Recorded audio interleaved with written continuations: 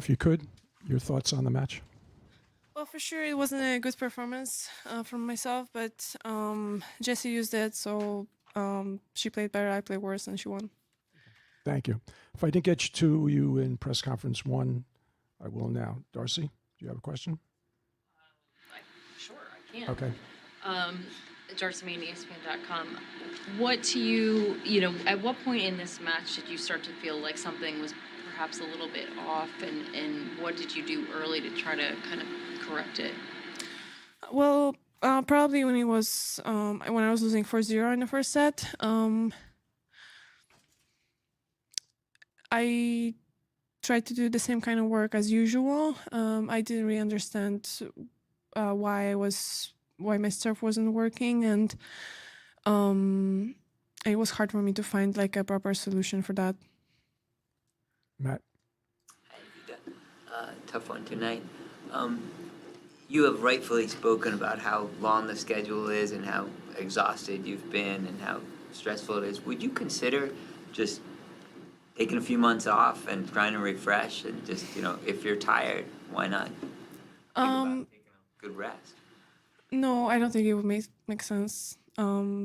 If you're out of tour, then it's pretty hard to come back. Even you? I mean, I guess I'm. but I don't want to take a break. So Okay, no. I mean, it's tough. I mean, it could be a little bit easier, but I'm keeping up with the schedule. I'm only talking about mandatory tournaments and the rules about mandatory tournaments.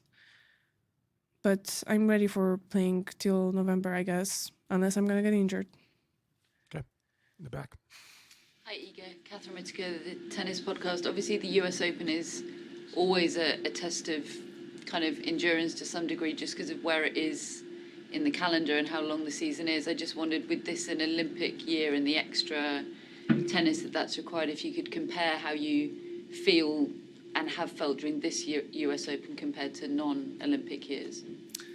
Well, it's hard for me to compare because every year I have like different challenges. Like, for example, last year I felt like a lot of, I don't know, anxiety and pressure with like being world number one, and I don't know, feeling that I might lose it,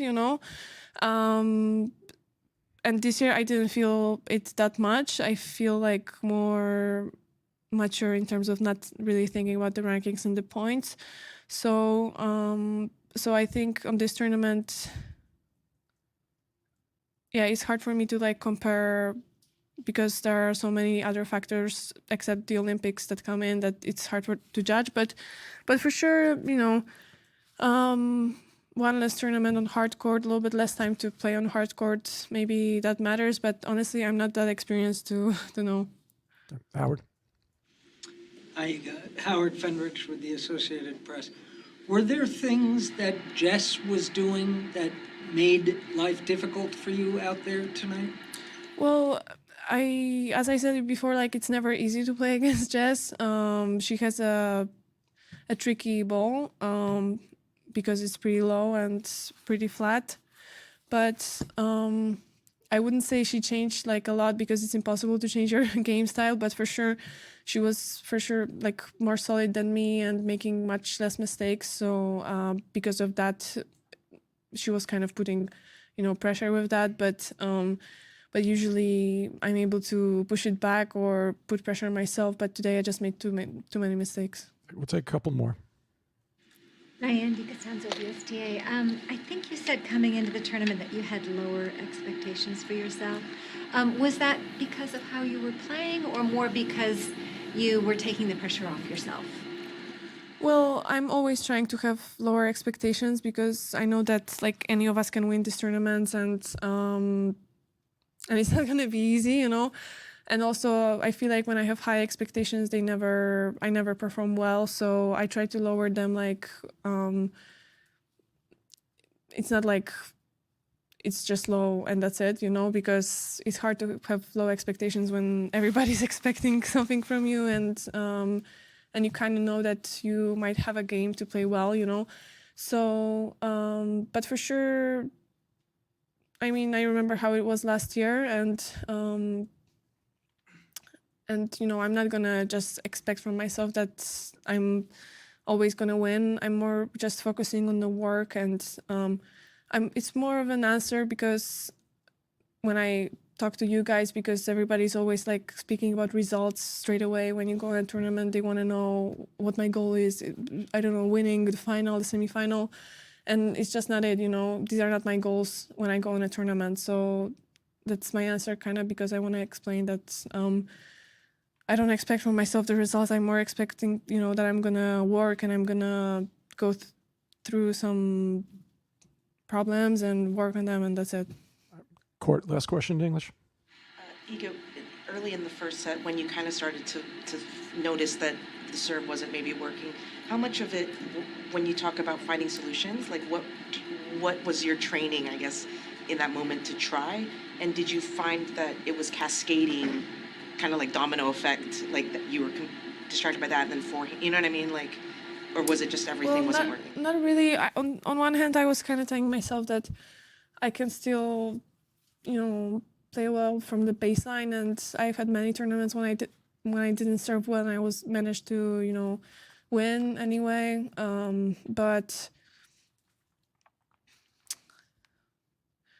I probably didn't find the right solution because I couldn't push with my serve. Also, I wasn't that solid from the baseline to have a backup, you know, like that. I mean, it's just math. I mean, you're not gonna win if you make so many mistakes. And I made those, and I mean, it's on me. Okay. Thank you, everyone. Thank you. you. Witaj, Iga, dobry wieczór. Przede wszystkim chciałem się zapytać, jak się czujesz fizycznie, bo jesteś tutaj już trzeci tydzień i te temperatury w Nowym Jorku najpierw były gorące, potem było trochę chłodniej. Czy wszystko ok zdrowotnie? Wszystko okej.